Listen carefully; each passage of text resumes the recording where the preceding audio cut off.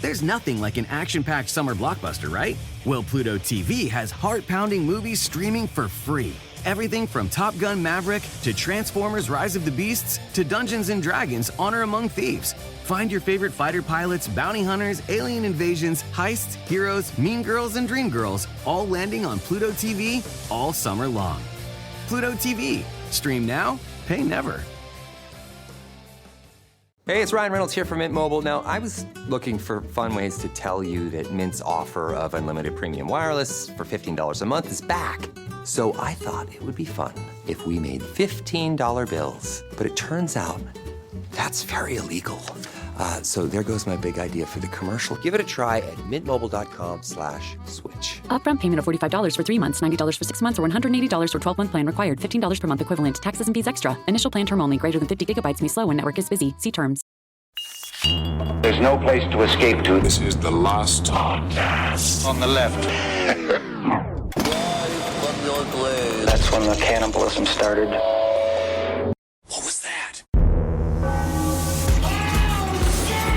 Man, oh man. Norwegian is just difficult to learn. It's difficult to read. It's difficult to say. Oh, wait, but I also, this is what I'm kind of upset about. So we're going to begin today, and I'm looking at you, Kissel. I'm looking at you, Dogmeat. And neither one of you decided to bring your Mjolnir amulet. Because, to be honest, I feel nude without it. I feel without courage, without valor, without assertiveness, which are the main qualities of the god Thor, of the Aesir branch of the Tree of Life. Wow. And I gotta say, I'm fully into it now. This is wonderful. I can't wait to get to today's episode. Last podcast on the left, I am Ben Kissel. That's Marcus Parks. We have Henry Zabrowski in full just... Man, you're into it. Yeah. It's almost like he adopts anything that's put in front of him, like Scientology. Yes. Oh, no. Yes. I know I'm starting to slowly absorb it. I just have it. I kind of have that ability because Alsatrus, we'll talk about it, is a very provocative religion. It's Alsatrus. All right, we're on to Norwegian Black Metal Part 2. So around the same time that Euronymous opened up his record shop, Helvete, a young man from Bergen on the west coast of Norway named Varg Vikerness showed up on the scene. Oh, God. Prepare to be exhausted. I like Varg Vikerness. He sounds like a kicker, like an unbelievable NFL kicker. He does sound like the least talented person on an NFL football, like a team. Yeah. So Varg, born Christian Larsen Vikerness, had spent part of his childhood in the Middle East, where his father had worked for Saddam Hussein, developing computer programs to manipulate Iraq's economy. His father was Donald Rumsfeld. Yes. No way it wasn't.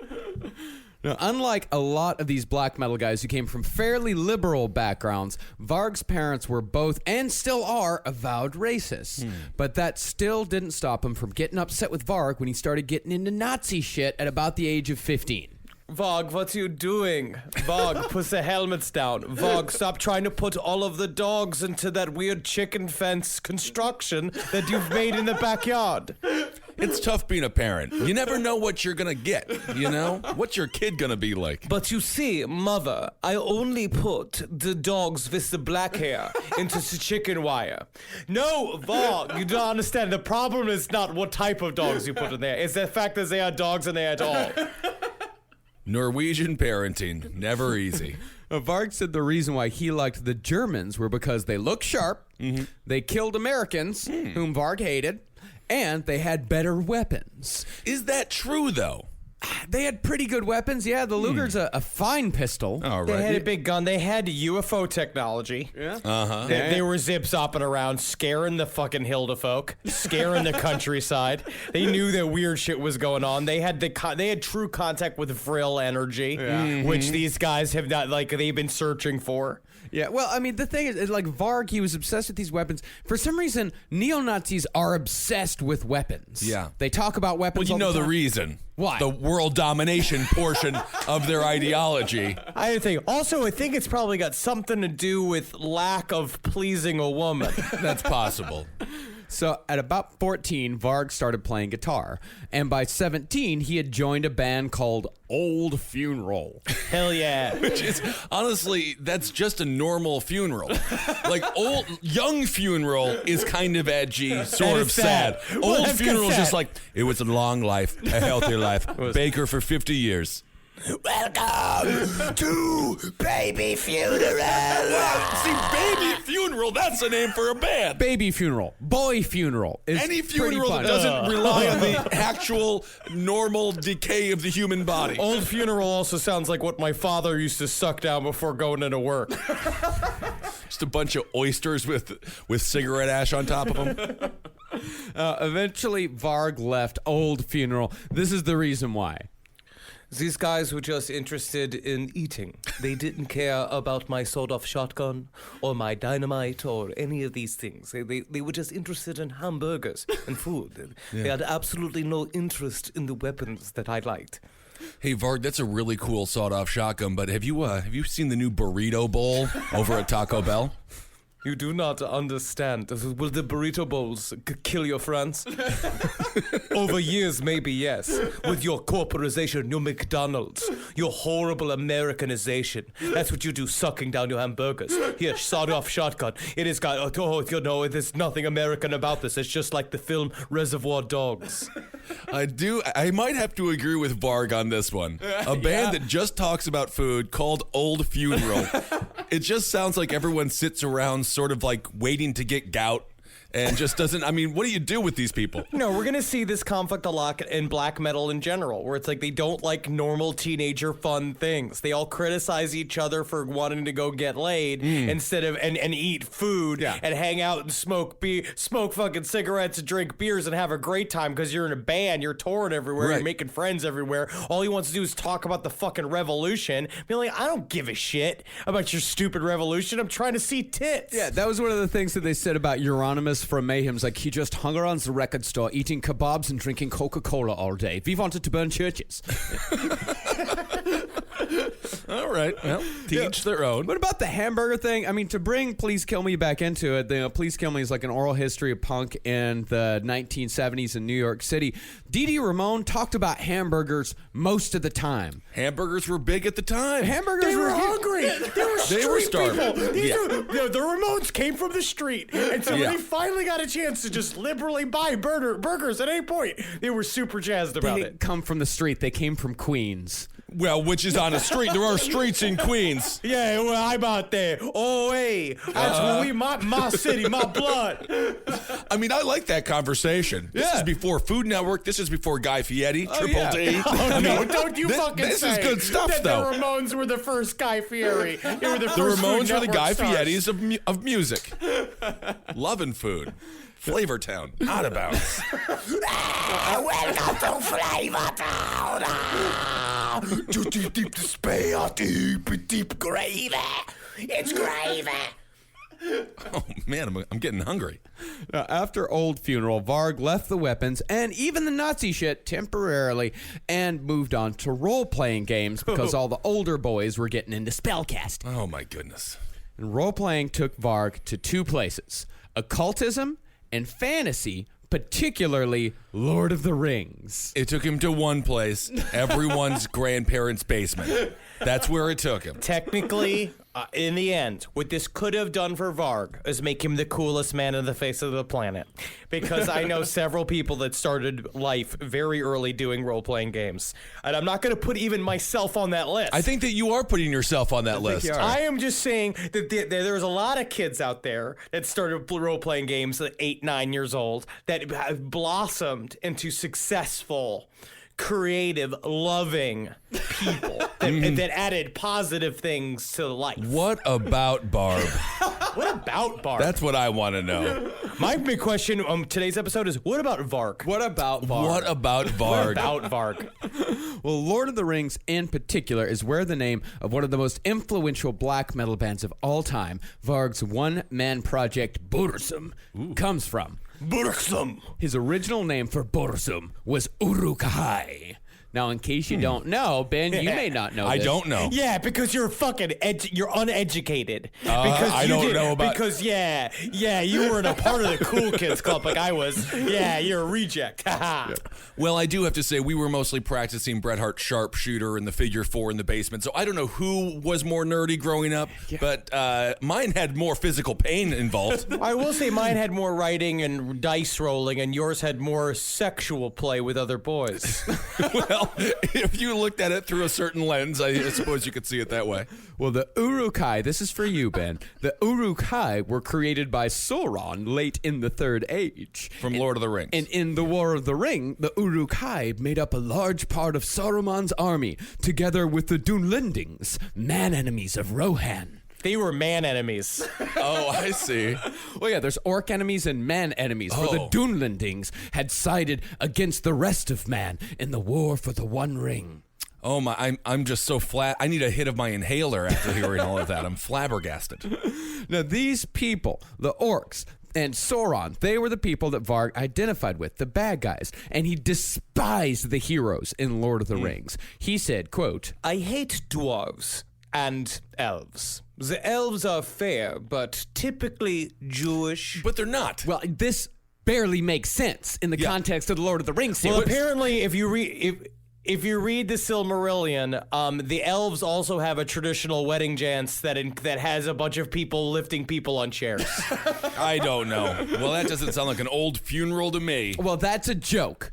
But in the context of the Lord of the Rings series, as it actually is, the Silmarillion suggests that the orcs were actually descendants of the East Elves who were captured by Melkor and warped into the foul creatures in service of Sauron. So really, his whole metaphor about the elves being too Jewish and him worshiping the orcs doesn't work at all. Now, where does Liv Tyler come into this? Because I thought she was wonderful in those movies. All the guys in the band, all they wanted to say is, ooh, I wish I could bang Liv Tyler, Queen of the Elves. Please put me in the Forever Place with Liv Tyler. Wouldn't that be amazing? And I said, no, put me in Mordor.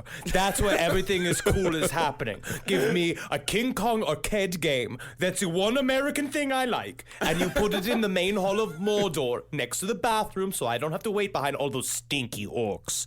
So I can play my game and use the bathroom freely as a free man. Orc bathroom. That sounds more disgusting than Woodstock 99. The orc bathroom situation. I don't ever want to think about it again. And even that's a better name for a band than Old Funeral. Orc Bathroom. Orc bathroom's a great name for a band. Orc bathroom's a good name for a fucking band. Yes. That's pretty sweet. Orc Urinal.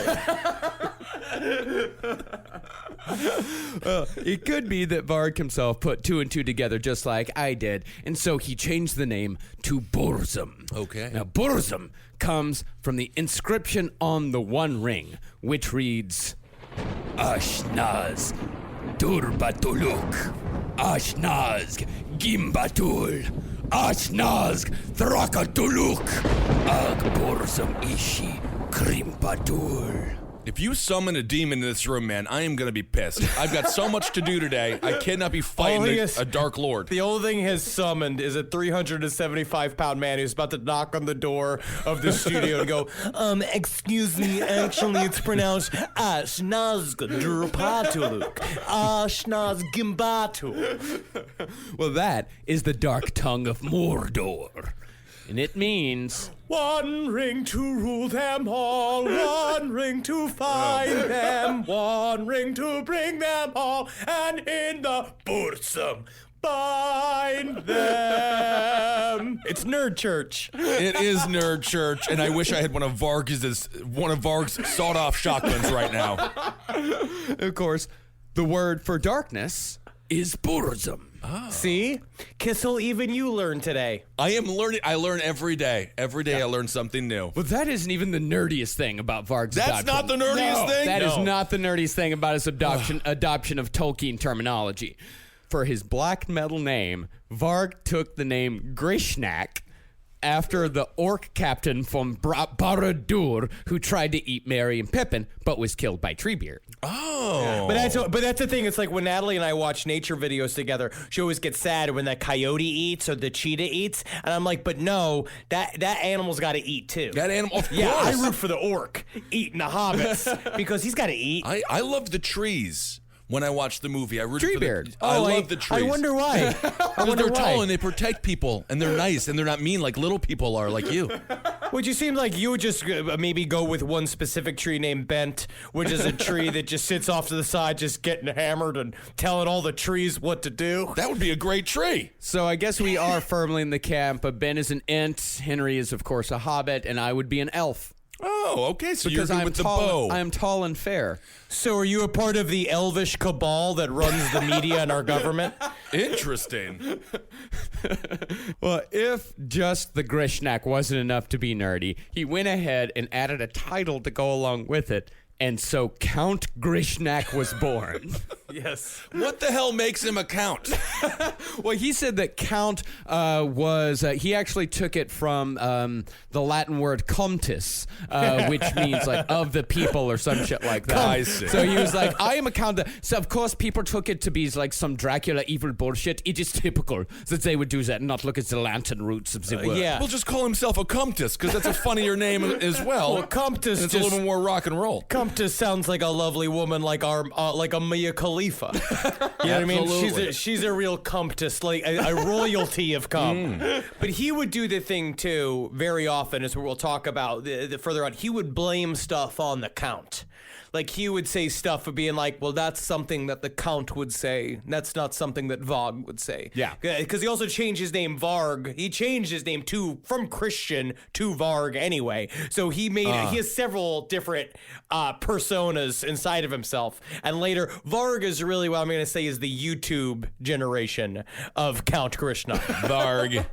Count Grishnak. Now, probably not surprisingly, Varg is not alone in the metal world in taking his name from Lord of the Rings. And honestly, most of these bands that take their name from Lord of the Rings references are pretty fucking awesome. Like Morgoth, Cirith Ungol, Cirith Gorgor, Amon Amarth, who's fucking great, and Gorgoroth. Think about the amount of money that Old Spice could making a black metal series of deodorants. I don't know if they wear deodorant, though. Cirith Ungol. You don't wear deodorant?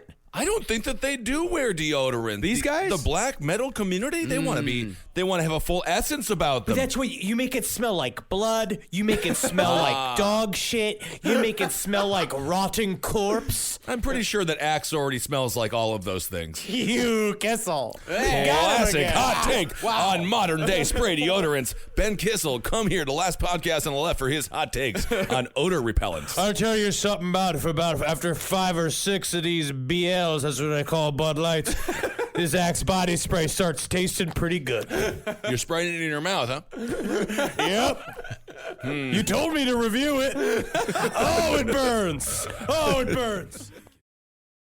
This podcast is brought to you by Squarespace. Squarespace is an all-in-one website platform that helps you stand out online. Yes, that's right. You don't have to smash your face with a hammer. You can just start a business. It's got everything you need on Squarespace, from securing your domain to building a professional site and showcasing your work all in one place. Let's say you want to show everybody how you can carve your ribs out of your lower abdomen so that you look more like a Ken doll. That's amazing. You can bring your vision to life with AI-powered design or curated templates, plus flexible editing tools that helps you create something that truly reflects your style, especially if you are somebody that is trying to corrupt the young men of America. That's what Squarespace is really going to help you. Squarespace makes it easy. It makes it easy for you to put all that together, and you just go to Squarespace and do it all. Thanks, Braden. Head to squarespace.com/left for a free trial. And when you're ready to launch, use offer code LEFT to save 10% off your first purchase of a website or domain. Call me a squirrel, 'cause I'm covered in acorns. That's right. So many people are focused on where their money is today. And Acorns is the financial wellness app that cares about where your money is going tomorrow. Let Acorns work for you. You put acorns in the ground and you're gonna get trees tomorrow. That's right, investments. And with the Acorns potential screen, you could find out what your money is capable of. I always do that. I'm like, I want to invest in something that I like. Let's say cheeseburgers. Okay? That's kind of hard to do. Acorns will help you find a cheeseburger that is right for you. So sign up now, and Acorns will boost your new account with a $5 bonus investment. Wow! Join the over 14 million all-time customers who have already saved and invested over $27 billion with Acorns. Head to acorns.com/left or download the Acorns app to get started.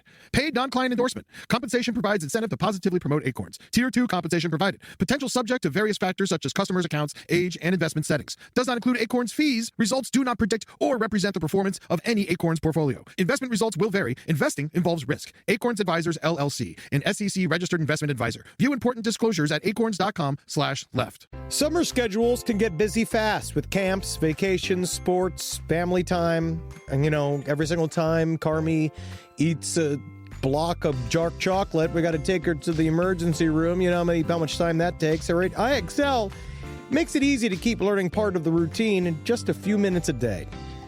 IXL is an award-winning online learning platform that helps kids truly understand what they're learning, whether they're building math confidence, strengthening reading and writing skills, or reviewing science concepts.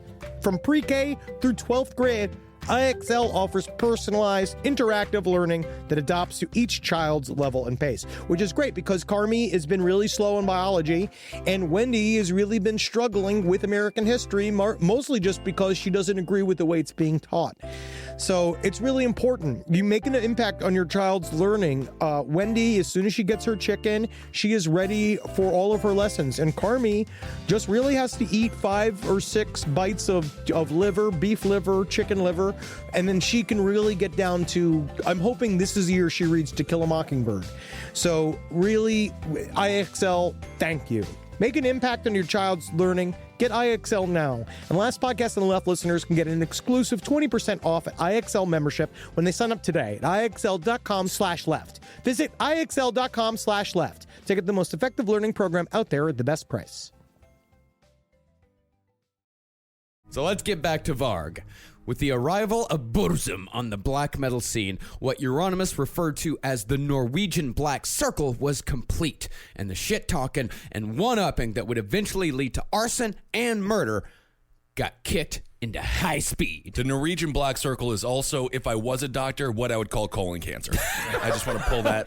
You've got a black circle in your gut, Mr. Kissel, that is the size of I gotta say, a honeydew melon. I'm trying to find new fruits to compare tumors to. Now, when Varg arrived on the scene, Euronymous was the de facto figurehead, as he owned the central meeting place of Helvete. In fact, Varg sometimes lived in the basement of the store when he was visiting Oslo, and at first, the two got along great. Along with opening the record store, Euronymous had also started his own label, Death Like Silence Productions. Death Like?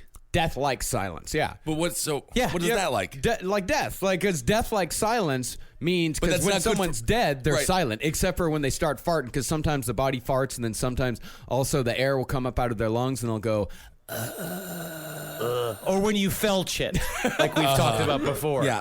But death like silence is also kind of fun because it's ironic because they're anything but silent. Yeah, that's what I'm thinking. Because it's music. Right. So it doesn't make any sense. No. Okay. They were originally called Poser Corpse. Ooh, I like that. Yeah. Now, I think the name Poser Corpse tells you quite a bit about the attitude of the scene, especially with what was going to come later on. These people were obsessed with being authentic, being true, as they called it.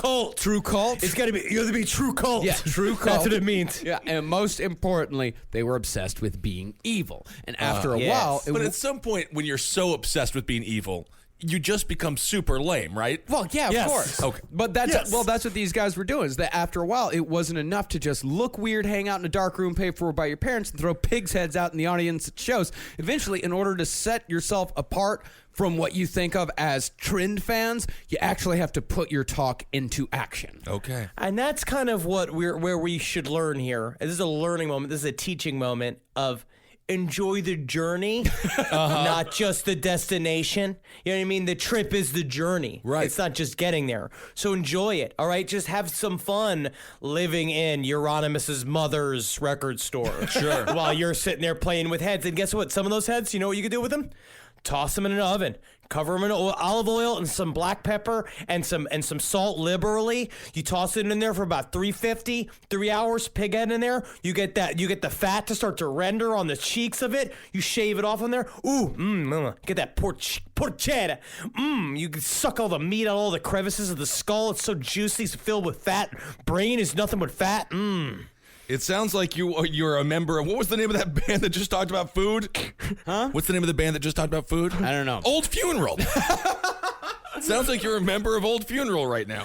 Yes. Well, the funny thing about all that evil talk is that it actually came from a very Christian place. Now, these guys' branch of Satanism was not LaVeyan, but was actually closer to what's known as theistic Satanism, meaning they saw Satan as an actual real entity.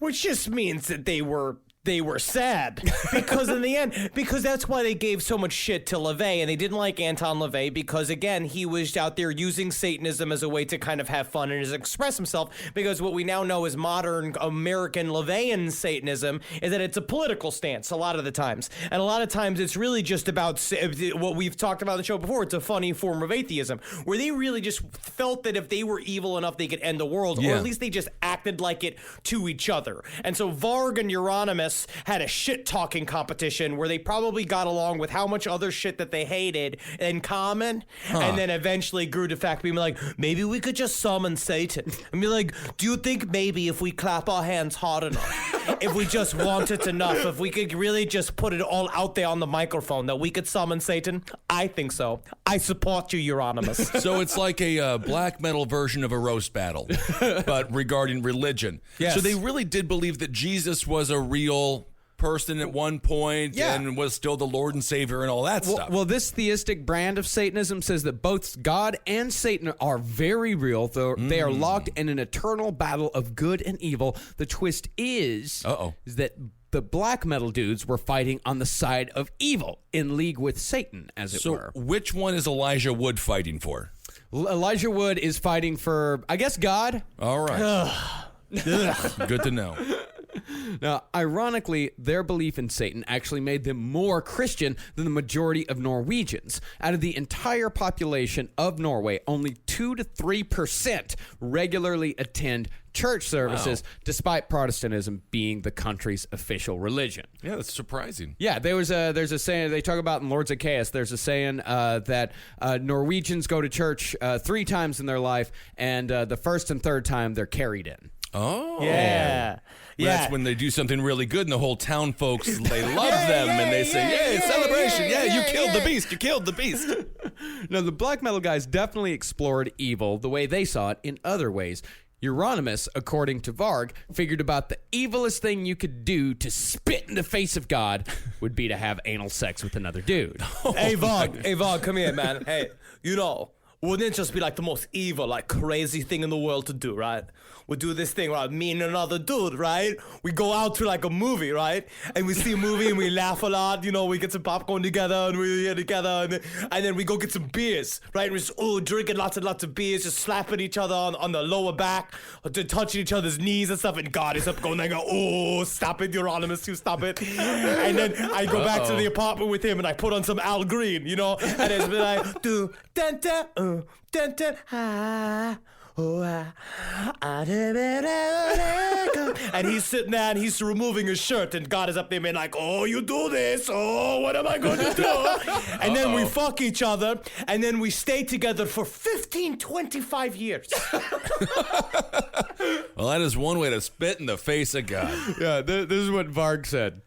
Because in the Bible, it says that you shall not let sperm fall to the ground. And we reasoned that if you shoved it up someone's ass into the sewer, then that's the worst thing you can do. That's Satanism. And Euronymous has said, yes, very loud. Did he called it the sewer? The sewer, yeah. He's like, into the sewer. into the sewer. Oh my goodness. Yeah, but the whole I will say that's not the term to use when having foreplay. sewer. Yeah, just stick it in my sewer. Honestly, though, you hit the right person. The right person will really like that because they can connect it to Teenage Mutant Ninja Turtles. Oh, I see. Yeah, And it's like my perhaps. butthole is where they live. It's where Leonardo lives. Right.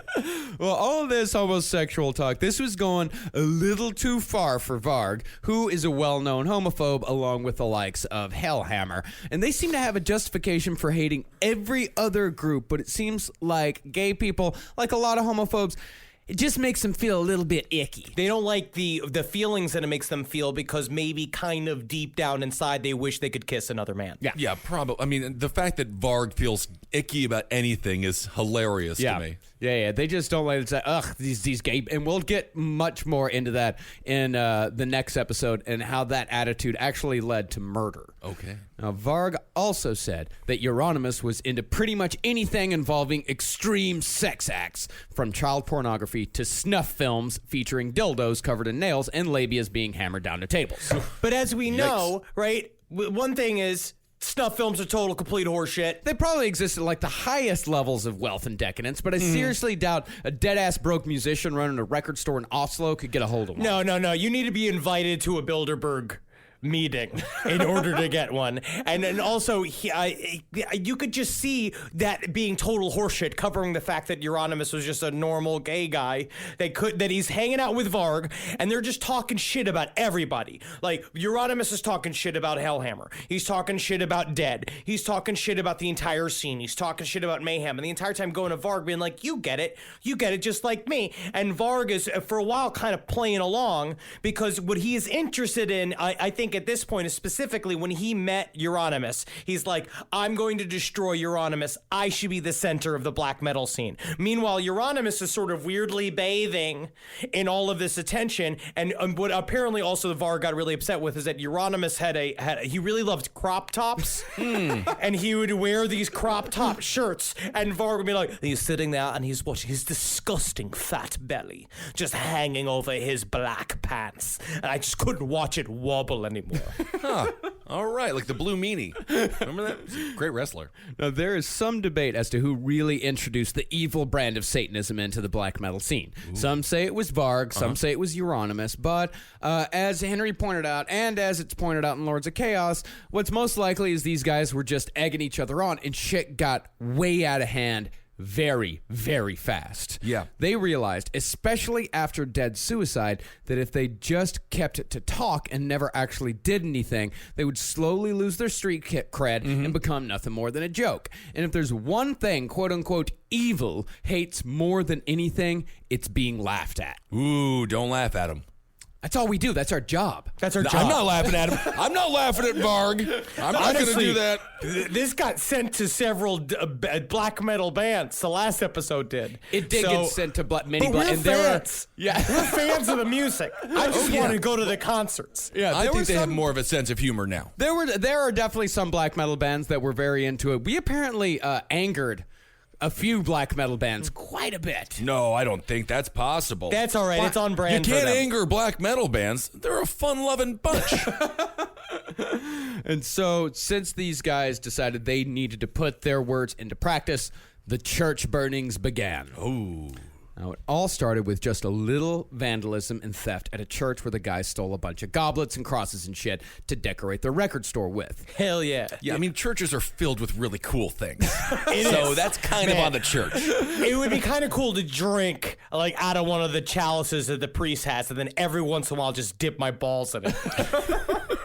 You know, there's a bone in the Catholic Church. They all have a saint's bone in the main table. Really? Yeah, it's dark stuff. Yeah. Man. Cool. Then, right around the time of a Morbid Angel show in late 1991, there was a rash of cemetery desecrations. Ooh.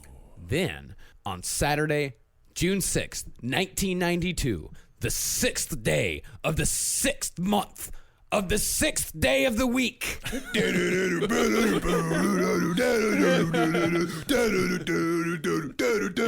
A group of black metal scenesters, strongly suspected to be led by Varg, set fire to Fantoft Church, 5 miles south of Bergen, destroying a structure that had stood for over 800 years. Wow. Now, why do I feel that if you have a bunch of Norwegians following somebody in a forest, it has to be led by flute? It must Why be. do I feel like you have to go in order to get Norwegians to do anything as a group? Like with a pum, pum, pum, pum. Like somebody with a big tuba and like a people like running next door with like a big stick with like streamers on it for a pagan thing. I almost started marching when you were doing that, Henry. Absolutely. Maybe I got a little Norwegian blood in me. I don't know. I think it's just it's like when we were in Scotland. And you remember they started playing that fiddle music. And I we had all to dance.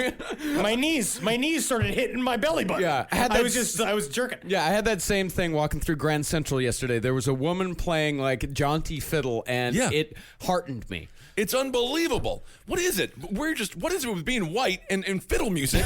It just, you have to move.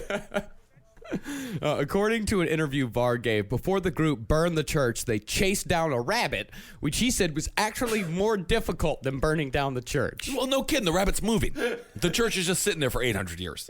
They then decapitated the bunny and laid the body on the church steps. Varg said, quote, "The point was to spread more sorrow. It was like when I was the first person to ruin the ending of Sixth Sense for all of Norway." Oh, poor bunny. A month later, Revheim Church went down. Then, a month after that, Ormoja burned. Then Skjold. Then Haketo. Then Essene. Then came Sarpsborg, which was the site of the first true casualty of the black metal scene. Oh, no. So no more, not just having fun anymore. It's not we just- got real No. ramifications here. No. This is when shit gets actually real. Okay. There, a firefighter lost his life trying to put out a fire that these dickhead kids started because life was fucking too good in Norway. And it is a damn shame that this guy is largely forgotten when people cover this story. This shit had very real-life consequences. Like, leave out the part where they're destroying beautiful historical art. They're destroying historical landmarks. This shit is dangerous. It is killing people. And rabbits. You see, I of course, being on brand, I fucking hate. I don't care about churches being burnt, but I do understand that there's a part of it being like you're destroying centers of communities, which is really fucked up. And because in the end, it's kind of interesting when you do the breakdown of stave churches. Anyways, a lot of times they're built in the formation of the serpent. As it is, they have dragon heads. They've got scales on the side of it, purposely built, and so they're very metal. It's actually like, I will say, you like looking at them. I also understand how the Burning Church makes a great album cover, but it's it's bad in reality. Yeah, churches are beautiful buildings. Some of the best buildings in the entire world are are created because of religion. Yeah, and you can do anything with them. You can turn them into a bed and breakfast if you really want to. Yeah, see, that's the thing, is that you could just, it's actually, for me, way more metal to buy the church and flip it into the new Helveta record store. See, that would be pretty sweet. You can just keep all of the art in there. The Catholic Church, when they do the Stations of the Cross, it's a horror movie. Yeah, it is. It's very brutal. I remember that growing up. Now, it's hard to say just how many church burnings the Norwegian Black Circle was responsible for, but it's estimated that as of 1998, they were the cause of about a third of all church arsons in Norway. However, that number... What were the other 2/3? Just how a- many church arsons were happening in Norway? Well, the thing is about arsonists is that churches are actually very popular targets for arsonists because they're empty, they're out of the way, and most of the time, arsonists aren't looking to kill anybody. They're getting a sexual pleasure out of watching it burn. A part of it's about the chaos, and that's kind of what they try to actually analyze these guys, saying that maybe they got some pleasure out of it. But I think a lot of the times they were goading each other. Yeah. It was this thing where it was this top 'em game where someone had to do something, and you had Varg stoking the flames, good literally, like out there like making everybody do it. But then you have all these copycat crimes happening at the same time, because as soon as it starts happening, it's like what we talked about with the Zodiac Killer, when there's a bunch of crimes in Son of Sam. When shit's already happening, it's much easier to throw other crimes in the mix because it's harder to investigate them. It just seems like they're only 1/3 of the church burnings, and they're really making a big deal out of it. Like they're the 2/3 of the church burnings, but the 2/3 2/3 of the church burning people are actually more metal than they are. Well, that number could actually be higher. Out of 44 church burnings from 1992 to 1995, every single case solved involved a black metal fan or musician in one way or another. And amazingly, it's a lot of churches. It's a lot of churches, yeah. And amazingly, none of this shit was organized. It was all spur of the moment, let's go out and do it right now type of shit. I mean, it wasn't like they had like a cemetery division or like a church burning committee. Yeah. All this shit just happened. There was no hashtag trending on Twitter, burn down the churches or anything like that. No, that would be controversial. That would be controversial. Yeah, honestly, there would be a lot of think pieces that would come out of that. Oh, yeah. Now, according to Lords of Chaos, as we said, the vast majority of people who burn down churches are your regular run-of-the-mill jerk-off arsonists who get a sexual thrill from seeing a building burned down. But one of the reasons why Norway is special as opposed to a lot of other Scandinavian countries is that Norway has a large number of stave churches. Okay. Now, stave churches are medieval structures made of wood, of course, making them highly flammable, much more flammable than a lot of the stone churches that you see around Europe. Right. So not only do you have a structure that is almost guaranteed to burn, you also have in stave churches a powerful symbol for the black metal community, namely the replacement of Norse mythology with Christianity that occurred in Scandinavia in medieval times. The erasing of their culture, the rolling of stone over blood, Kissel. The way you look at me, it's like you don't understand the struggle of the Germanic people, which at the same time, according to your skin and hair and eyes, you most certainly do. I have red hair and brown eyes. What's going on here? So these guys are just being dumpy kids. Yeah. Yes. And they're drunk the whole time. I guarantee you that. Yeah, a lot of them were drunk. Yeah. Oh yeah, because that's how you spurn yourself to do the crimes. They're sitting in Helvete. They're killing a 24 case of Brekenbrock. I don't know what a Norwegian beer is. I have no idea. Yeah, that's tough to say. They're getting just motivated to go outside and be like, yeah. Because again, they're Germanic people. I just recently rewatched The Bride of Frankenstein. They love getting into groups. And with I don't know if Bride of Frankenstein is the greatest example of the Germanic people. Yeah, I think all those were Americans that were playing those people. No. Truer than true. See, for these guys, some of them were burning churches just for the sake of it, to be evil. Others were burning them to prove themselves, to show that they were worthy of being a part of a scene. But others were burning the churches in a symbolic act of revenge. Their motive was to erase Christianity completely from Scandinavia, and particularly Norway. And the man at the forefront of that sect was Varg Vikerness. Varg wanted to return Norway to the spirituality of his ancestors before Christianity arrived, that of Odin and Thor. It's actually Othin. I thought it was Othin. Is it Othin or is it Vodin or Voken or what is it? They don't have. No one agrees on this stuff. I think it's Odin. Can a man or a woman contain pantheons? I'll tell you what, dog meat, I believe they can. Each one is many, and each many is one. Gah. I don't even know what the hell you're talking about. Al Sutra. Well, according to Varg, that first church burning actually had nothing to do with 666 Satan. That was just a bonus. What it really had to do with was on June 6th in the year 793, one of the first Viking raids in history occurred in Britain at Lindisfarne, where Vikings plundered a monastery and murdered some monks in the style that Vikings were known for. That's fucking sweet. And imagine if Vikings had fucking just guitars. It's just for murder. No, I think the monks should have gone all Shaolin on him and tried to beat him, but they didn't, I guess. What a cool movie that would be, monks versus Vikings. Yeah. And then the monks got Shaolin, but all the Vikings got double fucking axe blades. Yeah. And they're spinning back and forth. And then one of them's got he came from the future, so he's got a gun, but it's got a fucking a harpoon axe in it. And he shoots it at a Shaolin monk, and he's like, whoa! And he fucking kicks it into the face of a man who's got half a face because he's got metal eyes. Yeah. Next time we're pitching the show for Last Podcast on the Left, just do that. Just say that. If the pitch is going, if it's derailed, just pitch that movie, and I think we got ourselves a screenplay. Now, related to that, the church in Fantoft held a specific significance in the war between Norse paganism and Christianity. Fantoft's cross had purposely been built on a Norse altar of worship, known as a horg. A horg? Horg. Yes. Like hog, but with an R put in there. Oh. Also, that is also Norwegian for ex-girlfriend. Horg. Interesting. Varg has been quoted as saying, Basically, I am a worshipper of Othin, god of war and death. Burzum exists exclusively for Othin, the one-eyed enemy of the Christian god. I don't know about this Varg guy. I'm starting to think he's kind of a D-bag. I'll tell you, Kissel. Why don't you go ahead and spend about the 2.5 hours that I spent watching Varg's personal blogs on YouTube, which we will talk about even more so in the next episode. I did. And it's sort of like, it is like being trapped in a carpool to work with the IT guy, and then you find out that he has a lot of opinions about ethno-nationalism and why bodybuilding is bad and the ways that you should eat and having white babies. And you hear it again and again and again with the same, he talks like this. It's just like, and today we'll talk about, it's like, is Varg a white supremacist?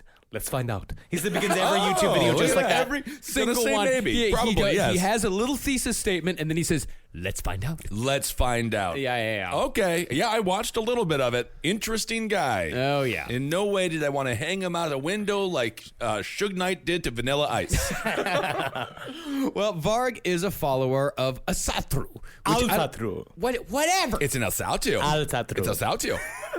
Well, that means, loosely, belief in the old gods. It's a paganistic way of worship that focuses on the polytheistic pantheon of the Norse gods, as well as a great reverence for nature. Honestly, it's a very beautiful, it's kind of a beautiful religion in terms of there's cool imagery in it, right? Because it's kind of based on this concept of the tree of life, which is all reality as we know it. And that there's the tree and then there's the well of Mirir, which is like you basically put all of your karma, all of your present deeds go in there, and it's basically like your spiritual bank account. Things pop out of it, and then all the gods are fucking awesome, like Woden or Othin, whatever. He's like psychedelic. Yeah. Like he popped out his own eye and he threw it into the well of Mirir in order to get true wisdom, and then he hung himself upon the tree of wisdom. And what does it even fucking mean? Because that's just reality itself. He did it for 9 days and survived, and came out with the power of the runes, which are called seeds of the earth. And you go out there and he can create all reality. He fucking went all the way there and back. And then you got Thor, who's super cool, super friendly, but he's super aggressive. And then you've got We've got a nerd alert. I'm interested. I want to hear this This is stuff. a religious nerd alert, as a matter of fact, an extra nerd alert. Is it nerdy that Othin has 2 wolves, Gary and Frecky? Yes, it and then is. he has Yes. 2 ravens, Everything- Hugin yes. and Munin? That is true. I almost vomited it, but yes, it is all nerd. And they all get along, but I get Hugin is the dumb one and Munin is the smart, snarky one, and then Gary's the sweet and they one. put their rings together and they summon Captain Planet, and and a then lot you of got fun things Tira. happen.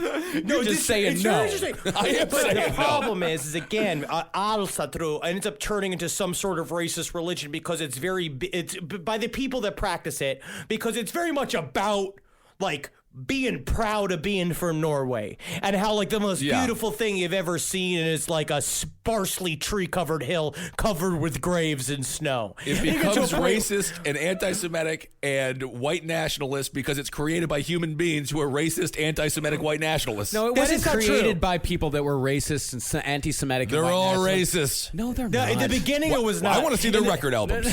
No, in the very beginning it was not. It's one of the oldest religions in the entire world. Oh, right, It's that's one of fine. those. It's one of those things that got taken and made into a racist Exactly. thing. But that does not make it inherently racist just because it was co-opted by racist people. Okay. Which ruins it. It inherently has a us versus them mentality built into it because this idea that nobody respects nature the way the followers of Al-Satru does, which actually makes it work perfectly for the metal world because metal fans, more than any other group, especially black metal, like the people that practice it, are so much us versus them. It's crazy. Like it's very like because they believe that they're their own army and they needed to wage a evil war against everyone else. Or be like, no, man, just bridge the gap. Help bring black metal to America. It would be pretty sweet. Yeah. I'm just saying why'd they kill the rabbit?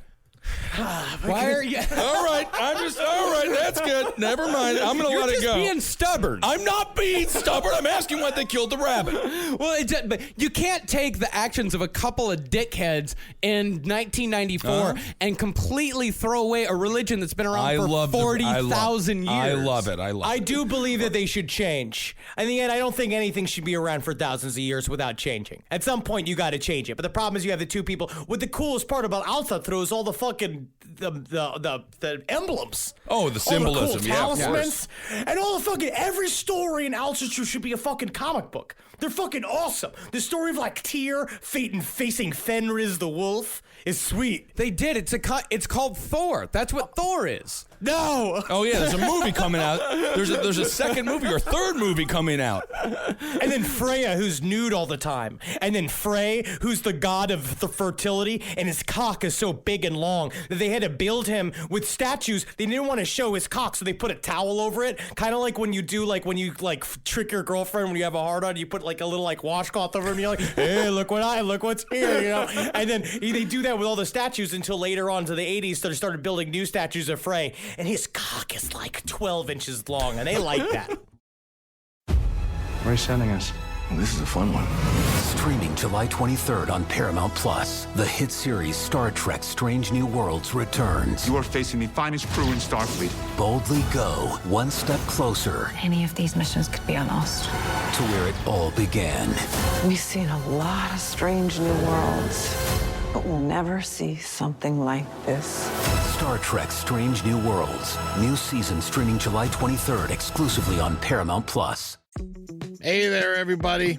I want to talk to you about horticulture. Yeah. Did you know that Fast Growing Trees is America's largest and most trusted online nursery? I did it. I got trees from them. I got bushes to cover up that stinky wall that my neighbor has in my house. It looks good. It's really going nice. But last year, I got an avocado tree, and woo, doggy, she grow fast. She grow real fast. It's budding already. It's been a year. Usually it takes a little bit longer than that. You know what? I don't even know if that's true or not. But it is budding, and it is growing. And you know what I did was I rent. I don't own my home, so I put it in a pot so I could take it with me, and it could be with me for the rest of my life. And now I got avocados forever. And just like Forrest Gump says, that's one less thing. All right, so go on to Fast Growing Trees and get yourself a tree that you want to see get tall super quick. Right now, they have great details on spring planting essentials, up to half off on select plants. And listeners to our show get 20% off their first purchase when using the code LEFT at checkout. Offer is valid for a limited time. Terms and conditions may apply. FastGrowingTrees.com. It's summertime, baby. And you know what that means. You're going to go to Quince and you're going to get yourself some new clothes. Something happened to me by accident recently. I had a nice little Quince mistake. It was Father's Day, and we wanted to get Julie's dad something nice, so naturally we went to Quince. We looked around, and we were like, oh, look at this 100% organic cotton mesh stitch button-up sweater polo. I think Bob's really going to like this. So we get it, and we buy it, and then you know what happened? A little fudge, a little mistake. Accidentally sent it to our house instead of Bob's house. Julie's like, oh, I'll just get a refund from Quince and we'll mail Bob another one. I was like, oh, okay, that sounds nice. But, you know, maybe I should just see it first. She pulls it out. I was like, whoa, look at that. It's like a button-down polo with nice little holes in it. It's breathable. It's not bad. You know, I think I'm going to wear this to Jazz Fest this weekend. Wore it to Jazz Fest. Got 3 comments. One was by a lady. Not bad, Quince. So get your hiney over to quince.com. and treat yourself good and feel good. Look good this summer. Make your summer wardrobe easier. Go to quince.com/last for free shipping on your order and 365-day returns. Now available in Canada too. It gets hot up there. That's QUINCE.com/last for free shipping and 365-day returns. Quince.com/last. last. Look like a prince, and you quince, you jerks. Well, the other funny thing about these black metal guys is that, yes, they were taking on Christianity because it had destroyed their places of worship and had tried to erase their gods from their national identity. But the other reason why they treated Christianity with such disdain is because they saw it as weak. They thought that Christianity wasn't brutal enough anymore. They wanted to return to the days of the Inquisition, when people would be tortured to death with implements like the anal pear and the Spanish donkey. The Iron Maiden, yes. What's this? Oh, the Spanish donkey. Yeah, that's a brutal one. Oh, yeah, the Spanish donkey. What's the two? Yeah, the Spanish donkey is the kind of like triangle that has like a sharpened edge on it. Yeah. And they put you ride the triangle and they put weights down on your feet and it slowly splits you in half. See, there's nothing Spanish to me about that. When I see Spanish, I think of taking a nap at 4 p.m. and eating a bunch of olives and octopus. Having fun. That's not torture at all.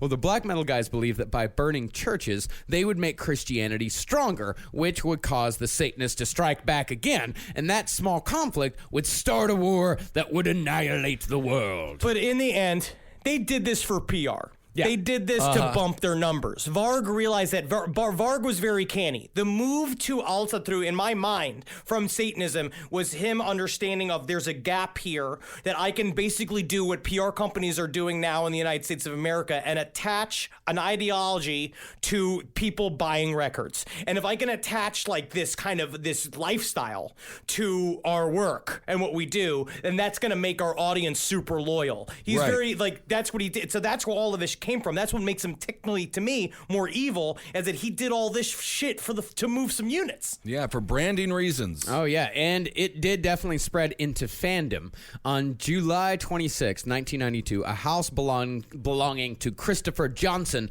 lead singer of the death metal band Therion, was set on fire following an argument with the Count. And the fire was put out before any real damage could be done, but investigators found a note. It said, "The Count was here, and he will come back." Shortly after, Johnson received a longer letter which read, "Hello, victim. This is Count Grushnak of Bursum.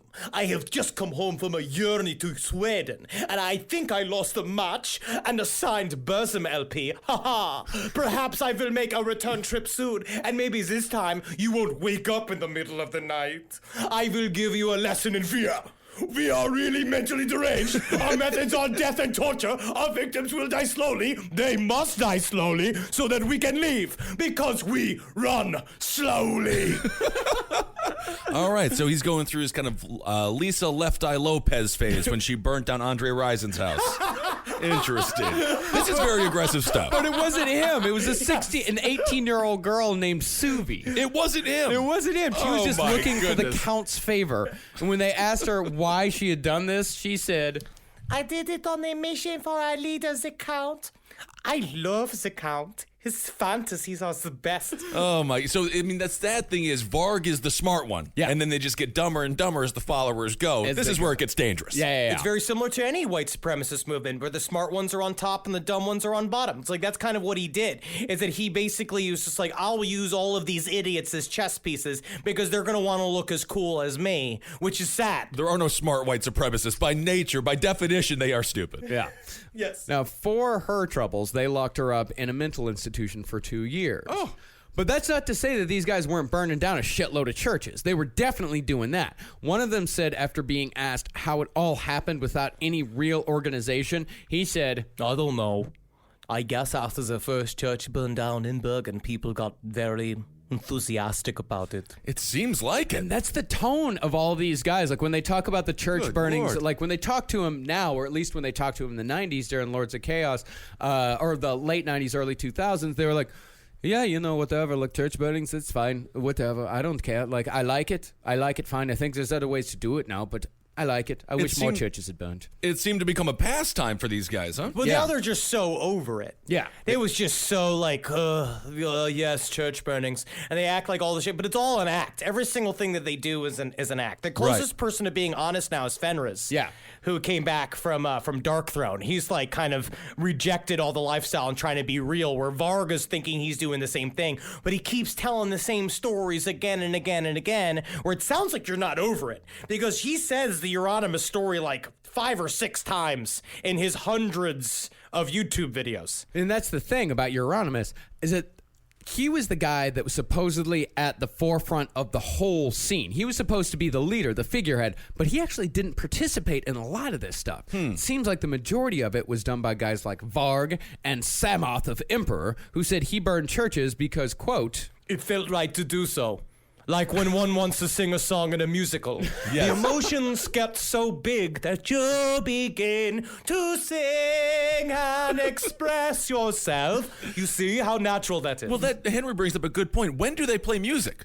Are they performing at all during this they time? play. All they do is play. I mean, church burning is not. That's an evening. That's an okay. Yeah, So the concerts are during the day, and the church burnings are at night. Yeah, but they're not burning churches every single night. Okay. They definitely don't have jobs. No jobs. It's not like they're going to a job all day long and then going and burning churches at night. And that's the other thing about these guys. You know, they're trying to rebel against Norwegian society. Every single fucking one of them are on welfare. Yeah. Like these guys. Yeah, these guys are all living off of the government dime, and this is the society. That's the fucking ironic thing about it, and that's what's ironic about most of these people is they're complaining about society being too good. They're complaining about the standard of living in Norway being too high. Right. The reason why the standard of living in Norway being too high, that's why you can be a black metal musician. That's why you can spend all day hanging out in a record store waxing philosophical about the nature of evil and Satan. Yeah, because the government's taking care of you like an asshole, and then you have to go there and you have to do anything, like, because it's ridiculous. Yeah, no, it's because it's also the posing.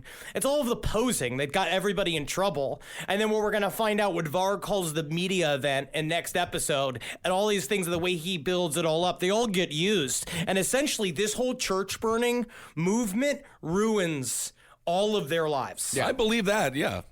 Well, see, Euronymous, his star was starting to fall a little bit in the eyes of some of the musicians in the scene. And not surprisingly, Euronymous was a shitty businessman. And a lot of the guys hadn't been paid royalties from the records he'd released through Death Like Silence Productions. What? Yeah. I can't.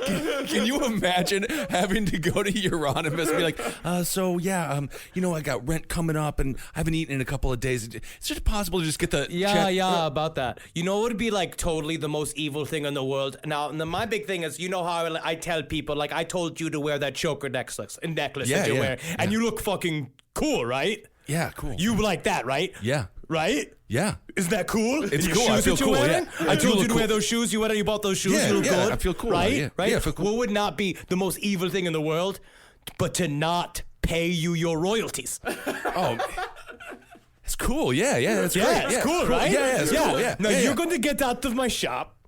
I'm going to buy a new crop top, which is funny because what I have to do is buy a normal shirt, and I have to cut it into a crop top. Shirt, yeah. So I'll be going. Yeah. Well, all these guys were starting to see that Euronymous' whole thing was just an act. And now, I'm not going to say that the black metal scene was a cult. It absolutely was not. But there was definitely some cult mentality happening. And it wasn't necessarily about control or power. It was about influence. It was about who was going to set the tone. And I think, above all, it was about ego, particularly the ego of Varg Vikerness. Because these dudes are all hanging out. They're hanging out in this record shop. They want to perpetuate this lifestyle. They don't want it to ever change. People are starting to come around. It's starting there's a lot of interest starting to be developed. But the problem is that like Euronymous is just spending everybody's money. His whole plan is not working out. So you're just staring at this dude while you're having 3 other like truly dangerous people. Because like Varg is now becoming a dangerous person. Hellhammer's dangerous. We're going to find out Hellhammer's dangerous? Yeah. I cannot believe a man named Hellhammer is dangerous. I refuse to believe it. I actually think he would be a lot scary if his name was just like Terrence. I think that would actually be scary if he looked like that and be like, have you met Brian? And he's like, hello, I'm Brian. Like, Brian seems off today. But they go, so you have like all of these elements happening, and now everyone's just staring at Euronymous, who's sitting in there with a white sweatshirt on, eating a kebab. Right. With all of your money. Right. Yeah. And that is how it all ended in murder, which we'll get to in the conclusion to Norwegian Black Metal. All right, Norwegian Black Metal. Part 2 in the books. Interesting stuff. Do you feel that you've learned a lot? I feel confused on how to pronounce a lot of things. Yeah, I do too. I do too, and I know we're gonna get all the tweets. And yes, well, who knows how to pronounce these things? Yeah, guys, we didn't forget stoner metal. I just didn't mention stoner metal because we couldn't spend half the episode talking about all the different kinds of metal. No, so what's stoner metal, like metal? Sleep. Go listen to Sleep. There's a band named Sleep? Yeah, they're great, actually. Oh, okay. Yeah, there's an album that's just like one long song. Yeah. Oh,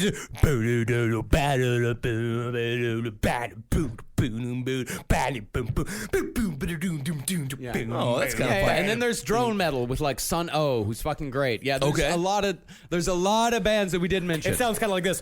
A little bit. No, that's more like different. Like a helicopter landing. All right. Yeah. What about Spoon?